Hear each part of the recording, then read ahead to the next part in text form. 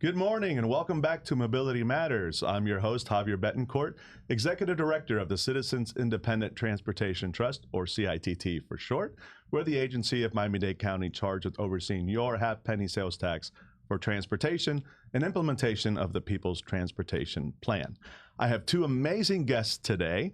I'm sure you're going to enjoy this episode. First of all, let me welcome Mayor Levine Cava, Mayor of Miami-Dade County. Great to be with you, Javier. Thank you for being here.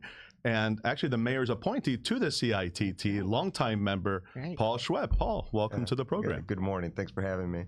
And I mean, you are the mayor's appointee. And so, Paul, even though you were first appointed to the CITT as a member of the commission district that you represent, and I believe that's District 7. Eight.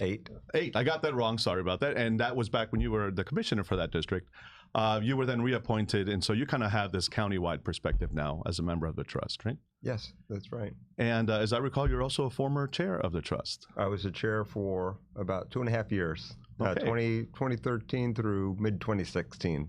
Fantastic. Yep. So you know anything and everything about the CITT, and we'll get into some of those details in a bit. And of course, Mayor Cava, you represent the entire county. You represent every issue under the sun. And so, my gosh, we're going to have a lot of fun talking about a variety of topics. So much to talk about. There is.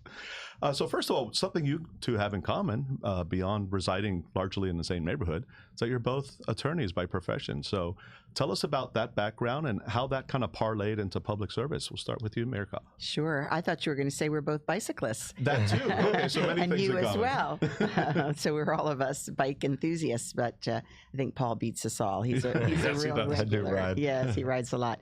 So I am an attorney. I'm also a social worker. I have a master's degree. I actually did the degrees together. And my intent with that was to be able to have more of an impact on policy, social policy. I never planned to go into politics. I'm a late bloomer, but here I am. And certainly my law background and social work are really, really valuable for the job that I'm in today.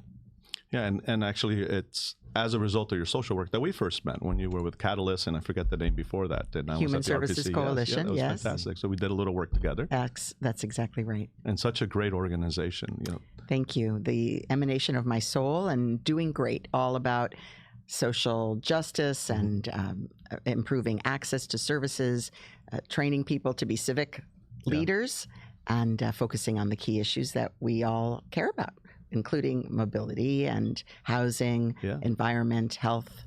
So all the things you continue to do just from another seat, right? Exactly right. Yeah.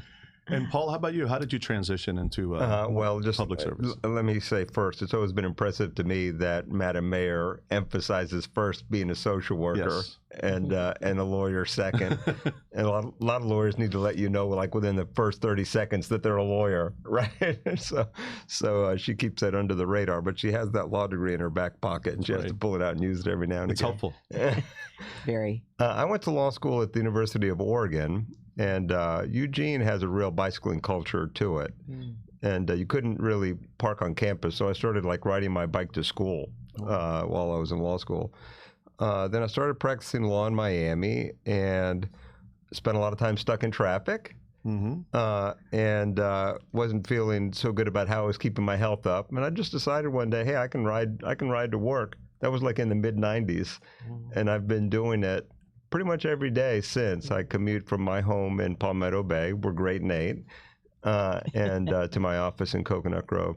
Now I'm helped by the fact we have a shower in the building, so essential. that makes it a lot easier. So I've kind of backed into being a mobility advocate. I mean, I'm a commercial litigator, and so I started with the Bicycle Pedestrian Advisory Committee. I worked on that committee. That's a fantastic group. And that's a committee of the TPO, the Transportation Planning Organization. It focuses on bicycle and pedestrian issues. And then I was appointed to the CITT, and I'm just very proud to be the mayor's appointee to the CITT now. That's great. And the name of the program is Mobility Matters, so it's really transportation focused. But transportation is one of those issues, as you know, that intersects with practically every other issue, right? It's just, you have to get to all these places. And it's just so important in terms of infrastructure and economic development and the land use equation. So from your perspective, what is the importance of mobility within that kind of larger framework of policy issues, particularly those that are critical to the county today, such as resiliency and affordable housing? Absolutely intersects with everything. Yeah. And for example, we are the most expensive place to live relative to salaries in the country when you combine transportation and housing costs. Yeah. The highest percentage of people who pay more than 50% of their income towards housing and related. And so, and not only that, it's quality of life. Mm-hmm. If you have to sit in traffic, which we know has been increasing, that takes time, creates anxiety, frustration, anger, and makes it harder for you to be productive with your day. And it's actually lost revenue, lost productivity. And then there's the safety issues. We want to make sure that people are safe coming and going. And so we have to do better. We have a Vision Zero program, as you know, to get to zero deaths and serious injuries on the road for pedestrians and bicyclists. And there's infrastructure. You have to design with these things in mind. We also are encouraging transit through how we build. Our density along transit corridors, our upzoning through the rapid transit zone, which is something that was an overlay on zoning across the whole county. So safety, quality of life, and exercise as well, Fitness, right? Fitness, and that is critically important. And this is a place where you should be able to ride your bicycle and walk all year long. And so we want to make sure that we have in place what we need to keep people safe. Yeah, and the best example of the last point, when I started biking to work, and it was about 10 miles each direction, I lost 40 pounds. And then when I stopped biking to work due to the pandemic and other factors, I gained it all back. Oh, goodness. And I didn't have to do anything extra. It was just, in my daily routine and commute to work, you're exercising and not even realizing it to some extent, right? Yeah. No, that's true. Although, just in terms of like solving congestion and having bicycle pedestrian alternatives to having a commute in a vehicle, I don't think we should think about it as exercise. I mean, I really do think we just— It's an added benefit, but that's not the point. Correct. It's a side benefit, but we've got to figure out like how to make that an alternative to people who just are needing to commute apart from needing to get exercise. Well, we do have a lot of people who are dependent upon bicycles for their transportation needs. So it's not just a lifestyle choice. It is actually the reality because, of course, having a vehicle is very expensive. Right. And so on. I will add that I do also bike commute where possible. I go to my husband's office, which is in the Gables, and then don't necessarily ride from there. But I completely agree. It's just a better way to start the day as well. And there are a number of bicycle pedestrian initiatives underway. I know a lot of people at least have heard of the Underline, which is a major initiative, a partnership between the county and Friends of the Underline. I'm proud to say we have the founder of the Underline on our trust as well, Meg Daly. But let's talk about some of the other bike ped initiatives that the county is spearheading, if you don't mind. Well, we do have a network of trails that are being built out, which will be extremely impressive. So South Dade Trail along the Transitway is getting improvements, and we have to thank Commissioner Cohen-Higgins for her advocacy there with state funds particularly. The Underline, obviously, which is beautiful and will be iconic, and you can already see the parts that are activated are changing the neighborhood. They are truly linear parks. We've got the Ludlam Trail moving not as quickly, but we have some progress that's being made. I just saw some news. Yes, we have a bridge that's coming that's essential.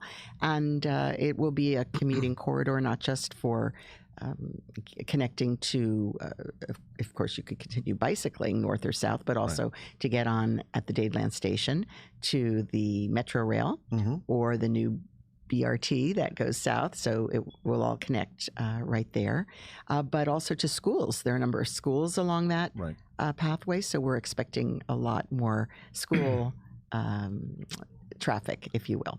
Yeah, it used to be common, right? Kids would go to school, on foot or by bike. Exactly. And we've kind of gotten away from that. And there are a lot of repercussions to that, health-wise and otherwise. So. Yes. And other trails as well, going along the bay. So the South Dade Bus Rapid Transit Way will have the South Dade Trail. So the Commodore Trail. Commodore Trail through Coconut So slowly Grove. but surely they're expanding throughout the county. Yes, and of course improvements that are being designed for the Rickenbacker That's right. in concert with the city of Key Biscayne. And there's been an advisory group that's been meeting over the last, couple of years. And I think soon we're going to see a proposal. So one of the issues that clearly, has a strong intersectionality, if you will, with mobility is resiliency, sustainability, the environment. Again, another issue that I know is very close to both of your hearts, and you're both very active in that space. So Paul, for instance, in your professional life, maybe not necessarily through the CITT, I know you're heavily involved with, efforts to protect the environment, hold the urban development boundary. Can you speak to some of those things you're involved in? Well, I mean, just to tie it to the mobility issue, apart from which the mayor referenced, kind of the societal cost of being dependent on a single occupant vehicle commute. So, the increase to the carbon footprint, the congestion causes, that when we have a community where people really don't have effective, safe, reliable alternatives to getting in their vehicle and commuting, and so now they're compelled to get in vehicles, and we build infrastructure that sort of incentivizes that behavior. Right. I've heard some people say, well, people in Miami-Dade County have already made their choice. Most people drive. Well, they've made their choice because that's what we've given them. So when you think about wanting to, for instance, preserve our open spaces, agricultural land, Everglades issues, what we've got to do is think about building communities that are compact, sustainable. That the issue isn't sprawl; it's suburban sprawl. Right. But when a vibrant, intense development along the existing urban corridor makes sense, and I know the mayor's been committed and worked on a transit-oriented development, transit-oriented communities, so that you have. Give people the option of living in areas where they may not need a car because you have ready access to mass transit. And then you can live, if that's your choice, in kind of a more walkable community, so that you can walk to the coffee shop and to the grocery store and perhaps be able to live without a vehicle, and I was looking at some of these numbers getting ready for today. It's about $1,000 to $1,200 a month. Just to own a car, easily. Right? Because you have to own it, you have to buy it, you have to maintain it, you have to put fuel in it, you have to insure it, which is getting increasingly expensive. You have to register all of that. Got to park it. People think, okay, owning a car is freedom, but in fact, the car owns you. Right? Because now you have this weight around your neck that you have to deal with. So, fully recognize that for a lot of people, they're going to need a vehicle and are going to need to commute by vehicle. But in order to make that tolerable for the people that have to drive, you have to give folks alternatives so that if they can choose to get out of their car, they will. Absolutely. So the choice essentially, do we grow? We're growing. I think that's a given. And we're going to continue to grow. This is a wonderful place. People want to be here. So do we grow out, which has all sorts of problematic implications for the environment and otherwise, or do we grow up? And if we're going to grow up, where do you place that? Which is where TOP's Well, we definitely have to grow up. And I think the population that is here is increasingly ready for that. Yeah. We have young people coming because of the growth in good jobs in the economy and the new economy. We have people retiring who want to have a less stressful lifestyle and want to be close to amenities and not have to maintain a yard, things like that. So we have natural boundaries. You mentioned the urban development boundary. That is not just a fictional line that somebody cooked up for no good reason. It's there to protect our natural areas, our water supply, our agricultural industry, which is really a buffer to protecting the Everglades. So, and then if we just build with sprawl, we don't have the infrastructure, and it only contributes to traffic. In fact, we're having a lot of conversations about roads in Redland, which are in such terrible shape because they're having increased traffic from more illegal truck parking. The agricultural industry itself has a lot of trucks, and certainly for bicyclists who like to go in what I call the bike district, it can be fatal because and we have cars that are being quite damaged as a result. But yet we don't have adequate dollars to maintain those roads. And if we add more and more housing developments, which you do see proliferating there despite the restrictions on building outside the urban development boundary. So that is an important part of our future vision for our county, is to meet the need through increased density. It's not just taller buildings along transit lines, which is very important. By the way, we can build with fewer parking spaces because of the access to transit there, and that also brings down the cost to the housing. But we also are allowing people to add units onto their private property, called accessory dwelling units, and they're designed to be consistent with the aesthetics of the neighborhood. But you know, these things have been going on forever. Granny flats, in the in-laws sheds, quarters, the in-laws quarters. But we're just we're making it permittable so that it will have the necessary life protections, but also will enhance property value and increase density where appropriate. Yeah, and so I stopped commuting to work by bike. Unfortunately, I need to get back to that. But currently, I drive and I park at the Douglas Road Metro Rail Station, one of the great TODs, I think, in the system. And it's been great to see people living in those apartments or those condos. And you see them; they walk right out the door and they walk right to the station. Yes. Right, and that's less traffic, that's less pollution. It's good for them, it's good for everyone. And so it's TODs really is. Well, and I want to add, Coral Gables is a great example that has a wonderful circulator system. Yes. So with the dollars that the cities took to do their own transit or transportation infrastructure, Coral Gables is one of the most successful with the trolley. And people, including in my staff, utilize it to commute last mile to the station. And I believe Coral Gables has added more frequent service to accommodate the need.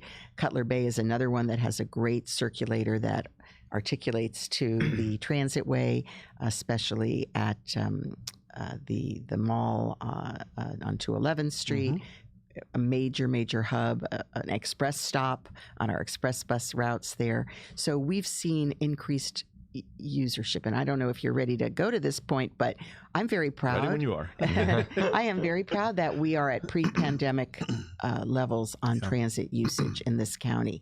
So for those who say, people will not get out of their cars, transit is not a real option, we've proven them wrong. When there is good transit available, people will avail themselves of it and sit in comfort, not be anxiously waiting for the light to change or the car to move forward in front of them. Yeah, they could catch up on all their social media activity.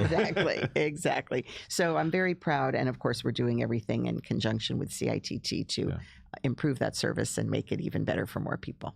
Yeah, I don't know that people are aware, Paul, that 34 municipalities are participating in the PTP. We provide them with a share of the PTP funds, which they then turn around to do their circulators. Right? Yeah, no, and then when you look at, if you think about people that are riding buses, let's say, overall in Miami-Dade County, the circulator component, Coral Gables, Miami Beach, the city of Miami, those. If you thought about bus ridership overall, you include not just the county system, but the municipal systems that are funded through the half-cent surtax, there's been a dramatic increase, really, in bus ridership. But I mean, I feel like we're just on the cusp. The bus rapid transit in South Dade, that will be up and running before very long. The stations are already out of the ground, right? We're like at around 70% completion, 80%, 80% completion. Yes. The stations are beautiful. They are, and I know people see that construction going on and wonder what exactly is happening there, and it's going to take the uptake will be take some time. But once people start riding that, and it'll feel like being on a train. So you have the level boarding and pay in advance, and you have an air conditioned vestibule to wait in, and which even Metro Rail doesn't have, right? So which even Metro Rail doesn't have. I've mentioned this before. A couple of principles I think generally apply to mass transit is don't let the perfect be the enemy of the good. There were advocates for rail along the South Dade corridor, but we're going to get a fantastic rapid transit system. It's going to be on rubber instead of on rail, but it's going to be great. The other principle is don't do stupid stuff. And this isn't stupid. This Still learning that one myself. Right. Because otherwise people get discouraged, right? We did this, we spent all this time and energy, and it never really Well, if worked. I could weigh in here, Yes. we know that people are suspicious because they did not get what they were promised. Broken promises are corrosive to people's trust in government. And the half penny was designed as a full penny system. Yeah. And when it was decided to only go for the half penny, because that's what polling showed would pass, the public's vote, it was never communicated that the full penny of programs could not be delivered. Right. So we have all been living with that terribly deceitful representation. And it's very hard to gain people's trust. And we all know that delivering something that is good will help to assuage that sense of being deceived. But in actual fact, we have to be extremely careful, not just to do stupid things, but to only promise what can be delivered. Yeah. Okay, so it's talk about like not only achieving your promises but exceeding them on the Northeast corridor. Yeah, you have successes to talk about. Yes. Yeah. So Northeast, which is popularly called the Bright Line, because of course Bright Line now has the station at Aventura and it's coming into downtown, and so a Tri-Rail is coming into downtown, and Bright Line, of course. Development along the corridor has been spurred in anticipation of local stations. And we do have a plan for local stations, and we are included in the president's proposed budget for $264 million. Very excited about that. That's so great. Planning is underway, and we did clear the environmental hurdles. So all systems go to actually build it out. There's, decisions to be made: who will actually operate the trains, what will be the price point. It has to be at a commuter price point, but it will connect through Bright Line all the way to Orlando, which people are very excited about, and commuting up to Broward and Palm Beach and so on. To me that project, and congratulations to the mayor's administration for getting about half of it now funded by the federal government. Let's hope, but it's programmed to be funded that way. That's a transformative project, right? Because now you can. You can, if you live in South Dade, you could take the rapid transit bus system to Dadeland South, and now the train into downtown at Government Center. You get on the Northeast Corridor line, and now you're in the Design District or Wynwood, and all the way to Aventura and beyond. All the way to Aventura. I think Broward is also looking. And to me, that's been low-hanging fruit that's been dangling, and the mayor's reached up and seized it. And because it's at grade, all of it is less expensive. The building the stations, actually getting the project done, and there are important decision points to be made, but there's huge interest in it, right? I mean, everyone appreciates the value. Right. Well, and as far as the existing service that Brightline operates, it's so popular that they've added trains. Yeah. So people are using it and commuting. So lots of great things to talk about that are happening, that are on the horizon, and then some are a little longer term. So I know there's been a lot of talk, for instance, of the North Corridor for many years, and we are committed to that as a county, right? But that's one of the bigger lifts, because we have, I think, committed to elevated rail of some sort. Yes. And that's not cheap, and it's not easy to do. Do you have any insights as to where we are with the North Corridor? Yes, I think that's the most critical in terms of public demand and public impact. So we're very hyper-focused on the North Corridor, and we have submitted a number of grants to the federal government. The state is working already, FDOT, on necessary studies. So funding has been received to produce the necessary, I'm looking here because I got an update on my way in here. So we received, breaking news, we received a $500,000 allocation for station area master planning from Congresswoman Wilson's office. And we also are working already on the project development and environmental phase with FDOT support. So we're very, very excited. And, an important thing about the North Corridor is that in the past, dollars have come from the federal government when you have already a demonstrated ridership. We don't have that densification along that corridor right now, but the South Corridor proved that densification comes in anticipation. That's right. So that model, and I want to credit Commissioner Eileen Higgins, who is such a transit advocate and user herself, for making sure that that point was made. And in the Biden administration, they've had some flexibility in the criteria so that we don't have to just be at the end of the line for North Corridor. If we can show that this will be transformational, particularly for a community that has been disinvested and forgotten, then we're very, very hopeful that we can proceed more quickly on the North. And of course, today, I mean, clearly there's a lot of potential there for development and economic development and affordable housing.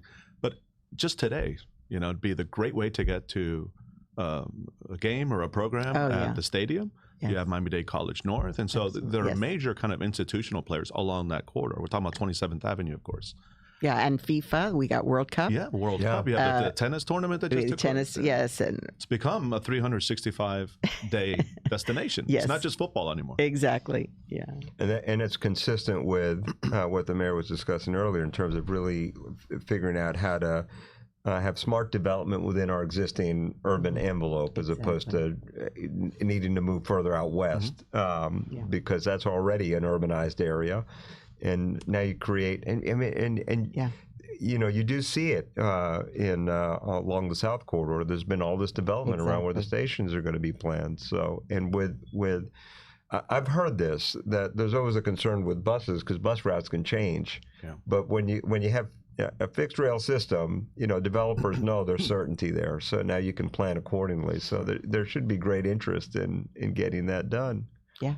And then the great thing about the South Corridor BRT, even though it's a bus, really the investment in those stations, I think, is a clear signal to the development community. This isn't going anywhere. Yeah. You know, come invest here. And I think Paul said it. It's creating a lot of curiosity. And we did have the free fare period, which is a good method for getting people on board. And our ridership did go up dramatically during that time and has been sustained, not at quite that peak level, but we are seeing a sustained increase. So the figures for the most recent period are coming out soon, but my preview shows that it worked. Right. And thank you for that, because I've been a long time believer in fare free. So especially kind of on a trial period to introduce people to the system. exactly. Try it. You'll like it. You'll like it. Exactly. People habituate to things really quickly. Right. So, you know, it's people. You think, okay, I'll get in my car, and you get comfortable with that. But once you start trying out the transit system, and you realize, hey, you know, this is safe, it's reliable, it's effective. Instead of having to sit in my car being frustrated with congestion, now I can read the paper or deal with social media, whatever, on my phone, and let somebody else take care of getting me there. You know, you realize the advantages to it, and then suddenly they've habituated to that. Yeah. Right. And I think Paul touched on it, but just to emphasize, the impact on climate is huge. Yeah. We know how many cars are taken off the road by every bus, and you are reducing our climate impact. And we are heading as a county to 50% reduction in our carbon by 2030 and net zero by 2050. So we've got work to do, folks, and transit is a big part of it. And electric, PS, we did not even mention. So the BRT on the South Corridor will be the largest fully electric fleet in the country. That's I think amazing. in the world, actually, because it's a long corridor and it will be entirely electric. And paid for with your half-penny sales tax. There you go. There you go. Thank you. So speaking of buses, we can't have a conversation about buses without talking about the Better Bus Network. I mean, people like to talk about Metrorail and the rapid transit corridors, but and those are obviously critically important because they're the spine, really, of the system. But the workhorse of the system, I forget what the percentage is, but most people using transit are in the buses. Absolutely. And we owe it to them to provide, to produce a better product. And the Better Bus Network, I believe, is that product. So tell us about what it is for those who may not know. And what's the state of its implementation? Yeah, so this was an idea that came forward, I guess, about 5 years ago when I was a county commissioner, and Transit Alliance, which is an advocacy group around transit, brought the idea forward, and it was met with enthusiastic response from then Mayor Jimenez and then Chair Steve Bovo and the commission. And of course, I was a very enthusiastic partner in moving it along, extensive public engagement, and then the pandemic hit. So not only so many things about the pandemic and how it affected transit. We lost riders, we lost operators, we lost jobs, so people were not going places because of health and safety and economic reasons. So as we emerged from the pandemic, we had to rebuild our operators, and I got increased salaries, bonuses. I went out personally recruiting bus operators, everything we could do to get back to a level where we could implement the changes. And the point of the changes is to get more people to more places they need to go quicker and more reliably. So we had a system that was 40 years old in design. With all the changes in our landscape here, there had been It had never adapted. Never adapted. So it was critically important that we do it. Now, the changes have been implemented. They were in 2 phases. Some people felt left behind. We've been very aggressive in helping reorient people to what are the new routes. Not everybody's sophisticated on social media or goes on the website to get their information. We actually had hundreds of ambassadors, including through CITT, out in the community helping people, and we're making changes. We made interim changes. We added some circulators. We added on-demand services. And now we are at the end of April. We're rolling out some adjustments to some of the areas that were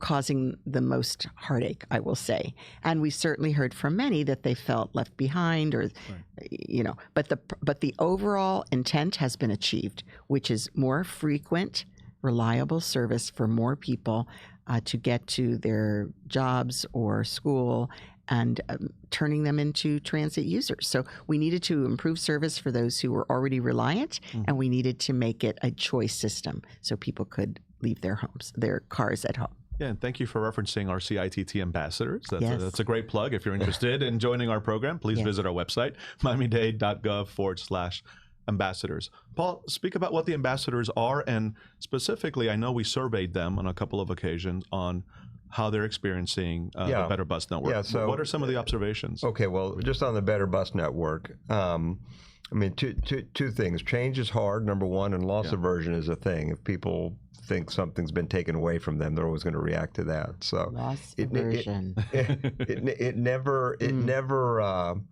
It always seemed self-evident to me that this was like a major and overdue transformation of the way the system was going to work. Right. But it always seemed obvious to me it was going to need to be tweaked. Yeah. So there was going to be some uproar and some dislocation as it got rolled out, and then there was going to need to be some tweaking that's going on. So, but don't throw the baby out with the bathwater, right? Let's. As I say, you can't make an omelet without breaking a few eggs. Right, and at the end of the day, it's going to achieve, I think, its goals, its ultimate goals. So the CITT Ambassador Program is fantastic, right? This was an idea of like getting people from the public to be able to provide like real-time input about their experience in the transit system, whether it's train, bus, whatever. And you can enroll. You just go to the CITT website. You can enroll as an ambassador. I think you have to use transit at least 3 times a week, so you have to be a frequent transit user. And then there's an app, and you can upload your experience, whatever it is, complaints, criticisms, compliments, whatever your experiences are. Then that data gets conveyed to the folks that need to know about how our ambassadors are interacting, experiencing transit. And they get benefits. They get rewards. They get points that they can use for like a transit card, or I think even some rideshare apps and other things. So it's kind of a win-win, and it allows the CITT, because we're the Independent Transportation Trust, right? We're supposed to be independent, to get kind of real feedback about how users are experiencing the system, and then advocate on behalf of users with that data, with some real information from people. So it's been to me, like almost surprisingly popular program. I think we're at what, like over 100? About 140 or something. 140 ambassadors. And we're honoring them Yes. coming up very soon. Yes, thank you. So we have Ambassadors of the Month, Quarter, and Ambassador of the Year. Yeah. And they get more points as a result of winning that. So it introduces a little competition, but also it's important to recognize people, particularly volunteers. Right? And I think, people want to be able to provide input, right? They have ideas about it. So they can. It gives a voice to folks that are using the transit system that hopefully will make some difference about how it works for them. So it allows them to vent, which is important, right? People can provide their input. So, and by and large, I feel like at the department they're very receptive. So if they've been very good partners. Yes, if people are providing input about whatever, there's this problem or that problem, at the department they're responsive to that. It's not as though they're just folks are speaking out into the void. It actually gets heard. If I could, while you're recruiting volunteers, let me say we're recruiting operators. Yes, so we need more bus operators, and we provide the training for the commercial license at no expense to the individual, and there is a signing bonus. And it's a very generous one. I believe it's $5,000. $5,000. That's right. And those who work in the department who refer someone get a little bonus too. So it's a little, nice little extra to get people motivated. Truly, it's a great job, and they are great people. Our operators are very, very helpful. We have all kinds of great stories, helping blind people across the street, evacuating people in an emergency. So we like to lift, someone stopped and made sure that they saw somebody out there having a cardiac arrest, and they were able to summon emergency personnel. So they are eyes and ears on the community, and we're very proud. And plus, they did a great Black History Month tour. Amazing. So we really have a great time in our Department of Transportation and Public Works. Come join the team. Come join the team. So let's transition a little bit now to funding, because none of this happens without money. So we have the halfpenny, which, as we spoke to earlier, is limited in what it can accomplish because it was overpromised. Obviously, there's general funds, there's road impact fees. What are some of your budget priorities kind of moving forward? And do you see any opportunity for introducing new funding sources into the equation? Well, very timely question. I've proposed a bond that would pay for capital programs, and they're by popular demand. We have slowed the process down a little bit to incorporate real interest in enhancing transit.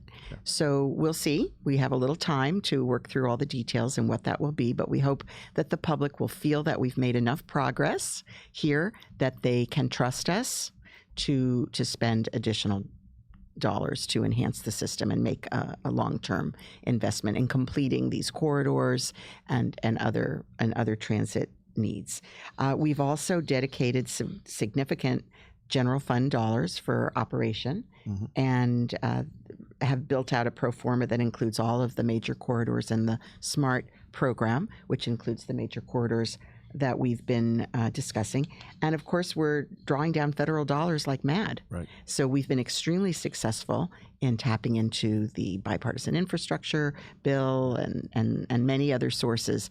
And we're going to keep up our productivity there, and also earmarks. So we have put in a number of earmarks that have to do with transit, and those are some of the ideas. And I think state grants as well, right? We have a good relationship with our state legislators. And yes, certainly we do. And talking to our Secretary of Transportation, Perdue, there was some hiccup about how much you could spend on state dollars on transit versus highways, but we feel that we landed in a good place and that we have the funding from the state prioritized. These are expensive projects, but I've noticed that we spent about $1 billion to repair the Palmetto 836 interchange, and that was a necessary, important project. There's about $1 billion being spent on the new bridge over the 395 I-95 bridge. There's going to be another $1 billion on the Golden Glades interchange. My dad, who got here in 1961, used to say there were two things that were true from the moment he arrived in Miami. The Palmetto is under construction and it's backed up. So we know this. Nothing new. Yeah, really bad this morning. Adding lanes, expanding our highways. That's not the solution to congestion. Right. So these investments in mass transit, they're not cheap, but we're investing a lot in roads and we're still stuck in traffic. We're contributing to carbon emissions, et cetera. And when we build more roads, they fill up quickly, right? Isn't that one of the maxims too? It's like demonstrably scientifically true, right? There is such a thing as induced traffic. And people know this because we drive on 836. We see that lanes are being added and it's still backed up. How can this be? Yeah.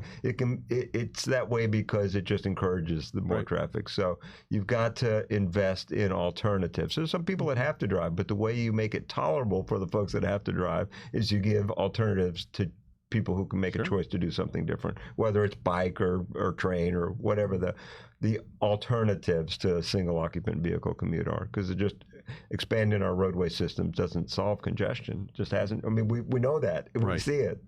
I was just in New York City. I took my kids up there, and they're studying U.S. history, so I want them to see it up close and personal. So last year we hit D.C. and Philly, and this year we hit Boston and New York City. One of the things all four of those have in common, of course, is great transit systems. Right. And obviously no one surpasses New York City. Although we're cleaner and we have better signage, I have to tell you. But I was sitting there taking the subway everywhere. It's like, imagine Manhattan without a subway system. I mean, number one, it never would have become the city it was. And traffic is still bad and always will be bad in Manhattan. But imagine how much worse it would be without the subway system. But New York has been around for hundreds of years, and we're still relatively young. So I think the hope is that with these incremental investments, we'll get there, right? Yeah, world-class cities deserve world-class transit, and we've grown up. We started with we have to grow where? That's out or up? We have to grow up. So we have to invest in our transit as the only solution to traffic. And we are. So thank you for your continued support. Thank you for your continued support. Now, if anyone here is watching, wants to be a part of the solution, what are some of the opportunities? We talked about BPAC earlier, so I know the TPO, for instance, has a number of advisory groups. There is, of course, the CITT, and we have several vacancies if you're interested in joining us. Madam Mayor, are there any opportunities for the community both to interact and then maybe kind of participate in some of the decision making? Well, I know that folks are talking about a ridership council, and in the future, maybe we can have something along those lines. I think the ambassadors program is a really great step in that direction. We have had so many public meetings. I want to encourage people to be part of those. When we originally designed the Better Bus Network, as we've work to get feedback on how it's operating. We've had more public conversations. Certainly our commissioners all want to hear from their constituents about the utility. Many opportunities, and we encourage people to sign up for my newsletter. The Department of Transportation Public Works has a newsletter. So we want to keep people in the loop and join groups like Transit Alliance to stay informed on the advocacy side as well. Yeah, I know community engagement, it's a big priority for you. You had Thrive 305 and many other kind of initiatives. Yes, I'm the most engaging and engaged mayor ever. Just to jump in there, because we've never had a public servant mayor who's more accessible and in more places than our current mayor. People are convinced you're cloned. She is hungry to hear from people, so I'm grateful for that. Thank you. Yes. And then, at the CITT level, we have regularly publicly announced meetings, and we're anxious to. I mean, we're the Citizens Independent Transport. So when citizens show up, we're always grateful. And for me, at least, I assume if one person shows up to talk about something, there are probably another 1,000 people that feel the same way that didn't show up. So you kind of have an outsized voice if you just will come to the meetings and make your voice heard. Yes. So come to our meetings. And as I noted earlier, you could become an actual trust member like yourself. I think we have 3 vacancies at the moment, or become a CITT ambassador, right? Yeah. And so if you're interested in either of those opportunities, once again, please visit our website for more information, miamidade.gov/CITT. Paul, Madam Mayor, is there anything else you'd like to discuss that we didn't get to? I know it was a lot, but there's so much more to discuss. And any last words? I would say be careful out there. Yes. So all of this, we're talking about how critically important it is, but cars are dangerous weapons when not operated safely. We have many, many people who are distracted, drivers, and this is leading, unfortunately, to too many deaths and injuries. And you know this personally, right? Yes, my husband was hit by a car riding his bicycle, and he fortunately survived, although he was injured and the bicycle trashed. But just a critical reminder. And all the people that we know who ride regularly have had experiences, either close calls or two, sadly, tragedies. So we know that we're talking about it's a necessity. We need to get from here to there. We want to do it in the most efficient, effective, clean, safe way possible. So it's on all of us. And sometimes pedestrians and bicycle riders are blamed, and drivers not really called to task for their failure to share the road. And we know sharing the road is not easy, but we all must be extremely vigilant when we're on the road. And to your administration's credit, you're also pursuing actual improvements to keep people safe through Vision Zero. And we have, and I personally got the call from Secretary Pete Buttigieg when he awarded us a recent grant on our Vision Zero program, and we are identifying the most dangerous intersections, aggressively addressing them, and that's also part of where we seek public input. Dangerous intersections, I get, as you say, I get calls, emails, texts, X messages all the time, and we are always responding and following through to see what we can do to enhance safety. Thank you. Paul, any last thoughts? No, just to follow up on that, I've seen that the number one reason people cite for being unwilling to commute by bicycle is safety. Yeah. Yes, So sure. providing safe infrastructure for cyclists, again, that encourages that activity, which makes roads passable for people that have to drive. So You also had a personal experience in that, right? yeah. It that did. I think we all happen. have. I think to the mayor's point, if you're out there, That you did have happen. to be careful because I will say that I think by and large the vast majority of drivers are very respectful of cyclists, and nobody driving a car wants to hit somebody on a bicycle. So these can be thought of as design flaws that we're creating areas of friction that should be avoided. So I'm grateful for the mayor's commitment to the Vision Zero program. I think I've seen we're about the 15th most dangerous area to ride or walk in. But these are structural infrastructure changes that need to occur. And they do cost money. they do. Yeah, they cost money. money. People here think you have a God-given right to turn right on red, and in a lot of places that's okay, but in some places that really creates some friction. So those kind of Especially when you're on your changes to create a safer. Yeah, and we are environment. evaluating intersections all the time and making improvements when we see there's a conflict. But I do want to end with this too for our bicycling community. Sometimes car drivers, that bicyclists take them for granted and assume that they that they have the right to the road. And there are rules for safe bicycling, and we need our bicyclists to follow those as well. We all need to be responsible. We all do. Well, I think that's a critically important note to make, so a great place to end.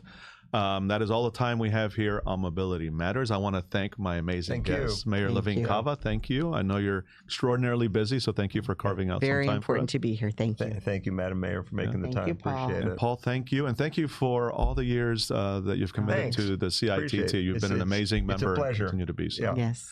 And thank you for watching. We invite you back here every other Thursday from 9 to 10 a.m. And one last plug, if you're interested in serving on the CITT or becoming a CITT ambassador, please visit our website for more information, miamidade.gov/CITT. Finally, I want to thank our amazing partners in this endeavor, Miami's community newspapers, for hosting us in these beautiful studios and producing the program. Thank you. We'll see you again in a couple of weeks.